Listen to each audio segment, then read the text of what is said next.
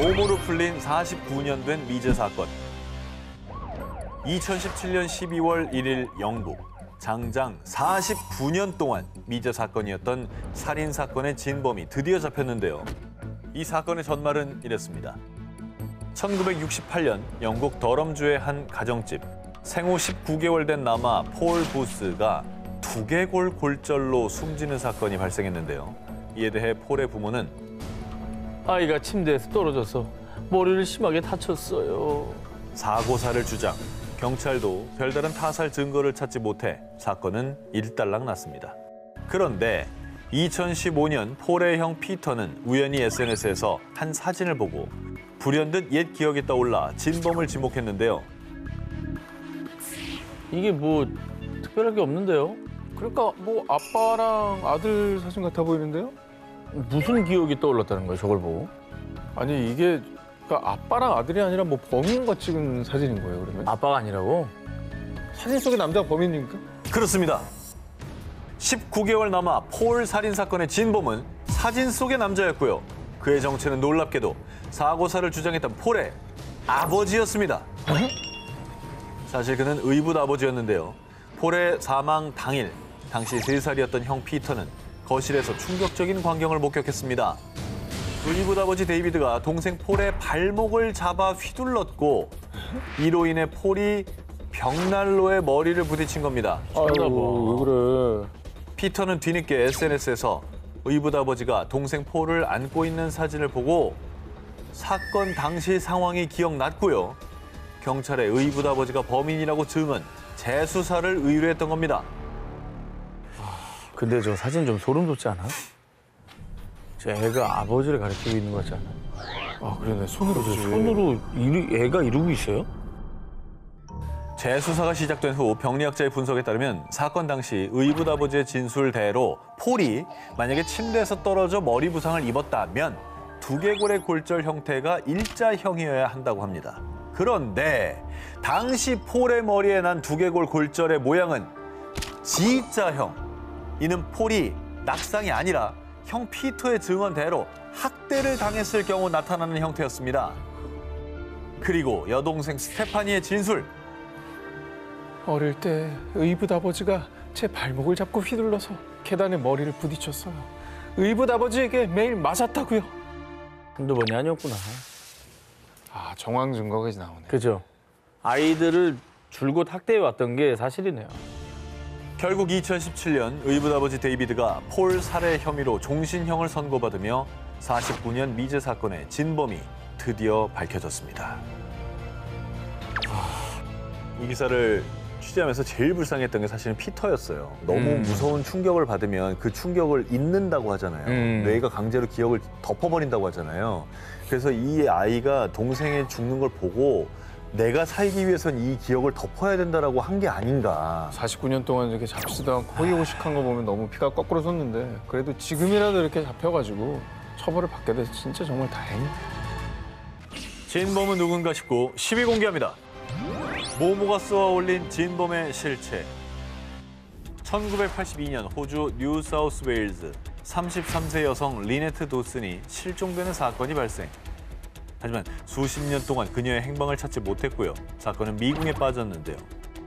그런데 사건 발생 약 40년 후 리네트 실종 사건은 살인 사건으로 전환, 새로운 국면을 맞이하게 됐습니다.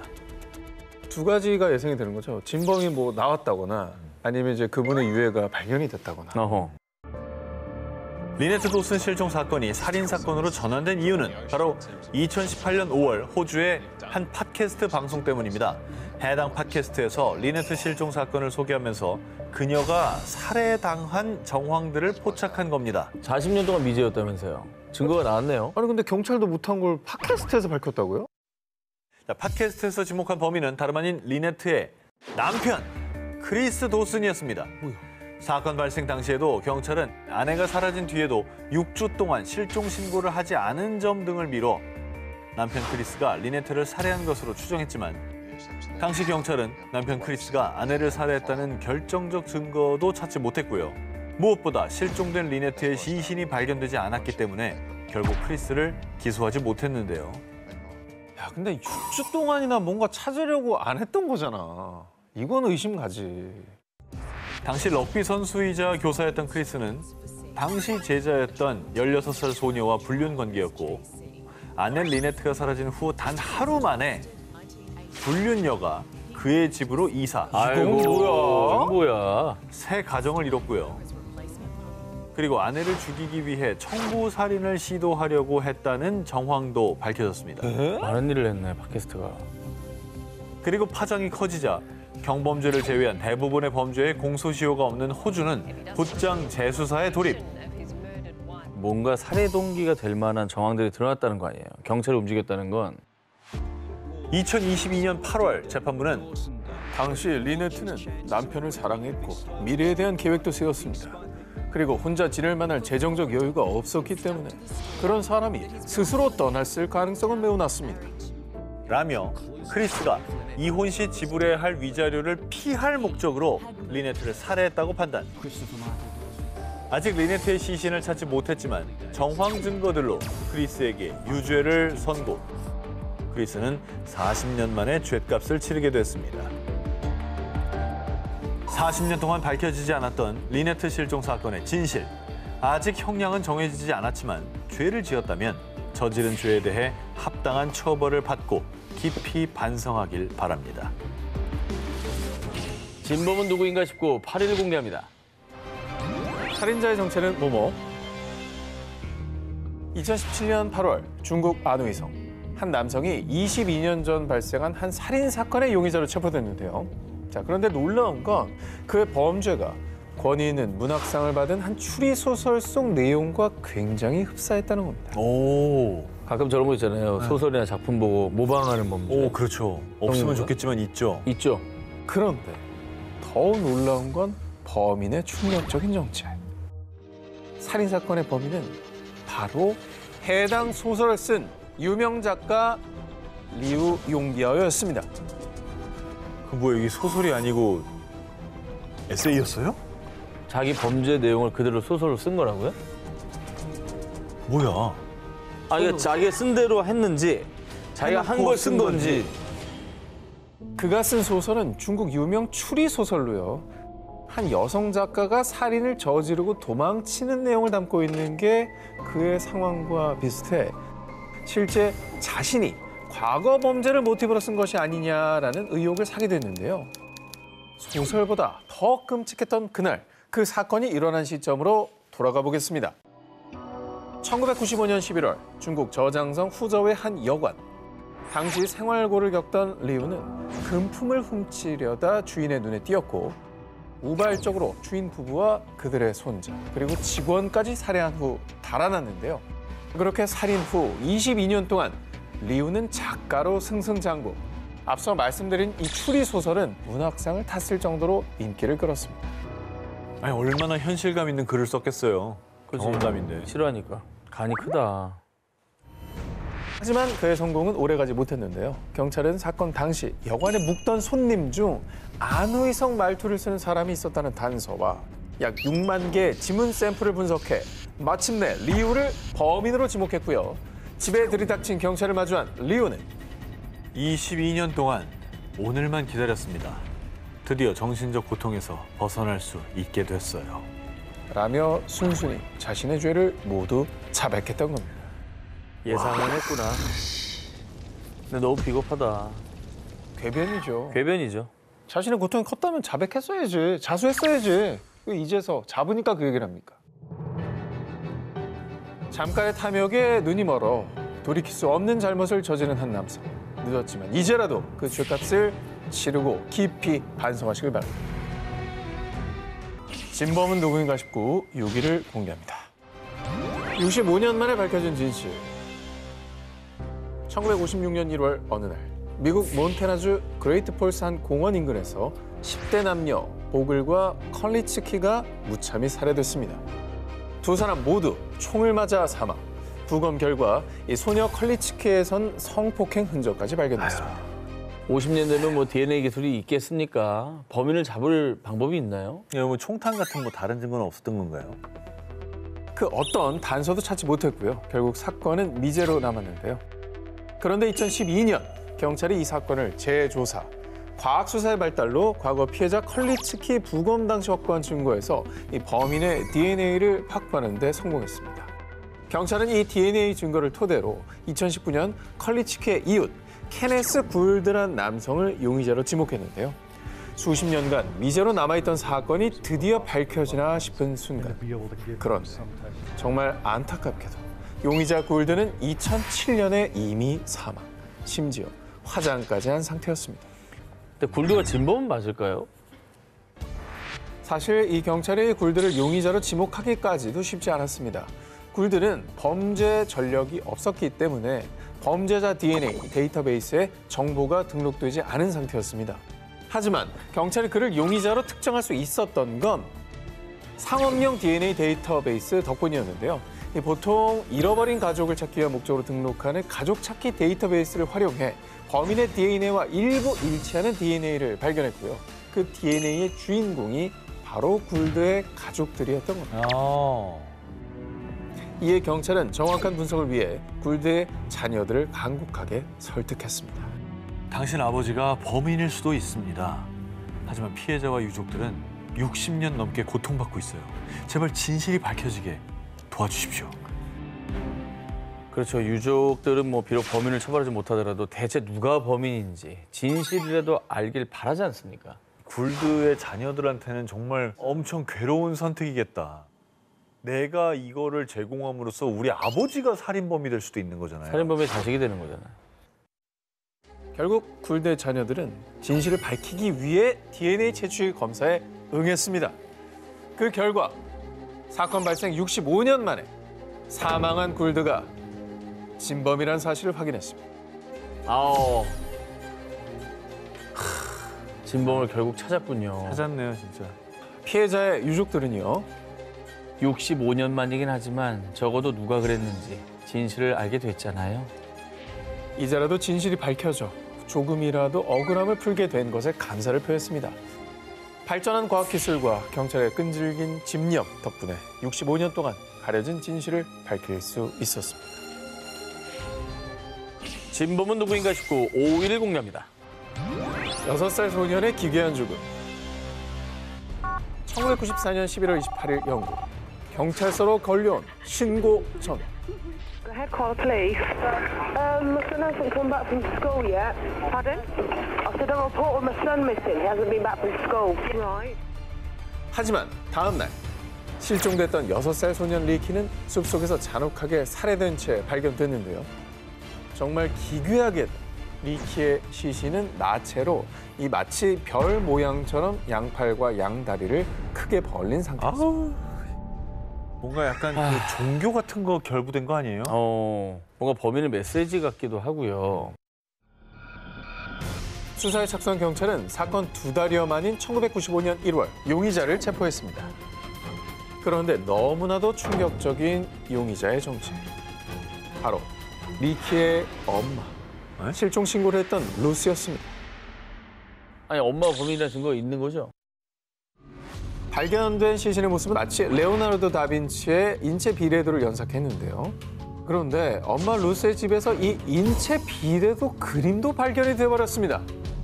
자, 이에 경찰은 루스가 집에서 아들 리키를 살해한 후 숲에 유기했다라고 밝혔습니다.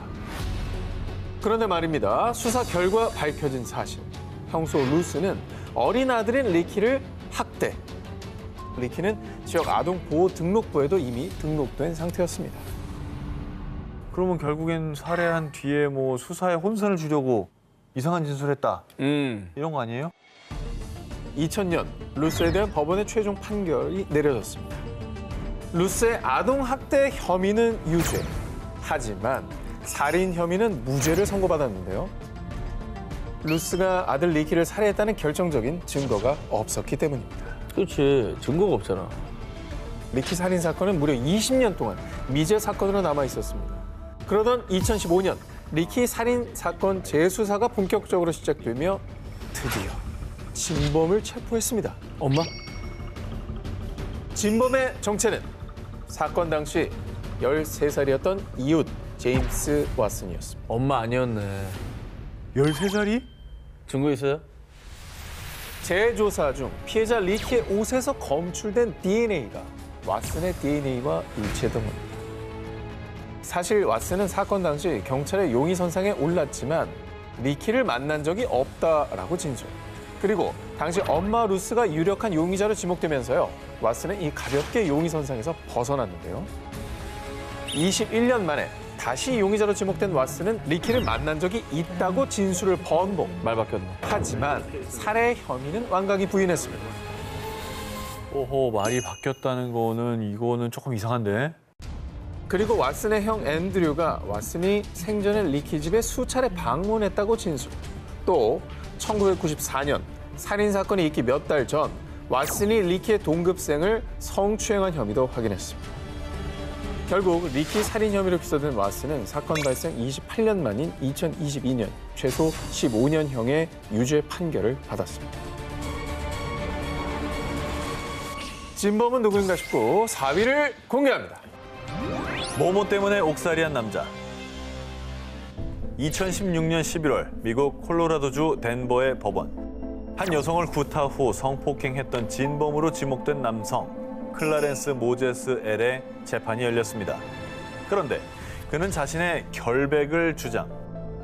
과연 모제스는 진범이 맞을까요? 배심원들은 무죄를 판결했습니다. 본 판사 역시 클라렌스 모제스 L에게 무죄를 판결합니다. 뭐야, 진범이 아니었네요.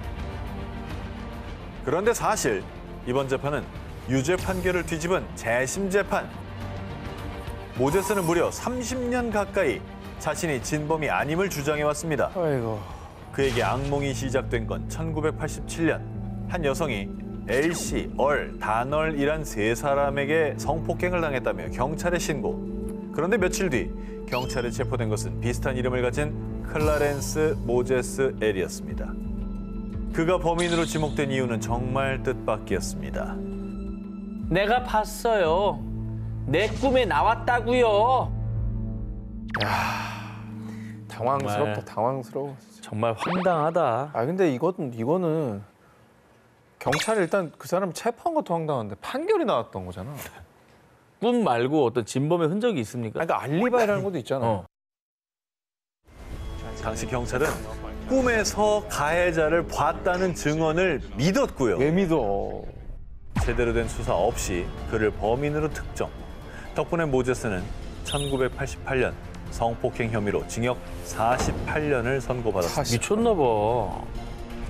심지어 1995년엔 모제스 측이 무죄 입증을 위해 피해자 옷 등 증거물에 있는 DNA 검사를 의뢰했는데요.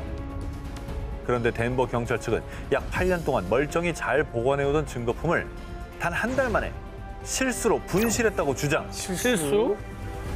고의성이 다분한 증거 인멸 정황에 모제스는 좌절해야만 했습니다. 경찰도 이상해요. 이게 왜 그랬지? 수사 종료한 거를 다시 끄집어내기 싫어서 그런지 모르겠는데 끄집어내는 순간 자기들의 과오를 인정해야 인정하는 거니까. 근데 저 사람의 인생이 뭐가 됩니까? 한 사람의 인생을 다 망쳐놓고 그러고 말이 살고 돼? 싶나? 2013년 모제스에게 도착한 편지 한 통. 당신에게 무슨 말을 해야 할지 잘 모르겠네요. 그들이 나를 만나게 하세요. 때가 됐어요. 편지를 보낸 이는 과거 모제스의 이웃이자 성폭행 혐의로 수감 중인 LC 잭슨. 아이고. 피해자가 처음에 언급했던 세 남성 LC, 다널 이들 중에 한 명과 일치했는데요. LC 잭슨은 자신이 진범임을 무려 26년 만에 고백. 억울하게 옥살이를 했던 모제스는요. 진범의 증언이 뒷받침되며 2015년 조건부 석방. 드디어 그토록 외쳤던 진실을 인정받았습니다. 아니 진작 죄를 고백해야지 뭐 26년 동안 뭐에 가만히 있다가 인제 와서 그러냐고. 와 정말 진짜 너무한다. 30년 가까이 진범이 아님을 밝히려 외로운 싸움을 한 모제스. 그는 수차례 플리바겐을 제안받기도 했습니다. 하지만 그는 그때마다 이렇게 답했습니다. 내가 저지르지도 않은 죄를 인정하는 것보다 48년을 모두 복역하는 것이 낫겠소.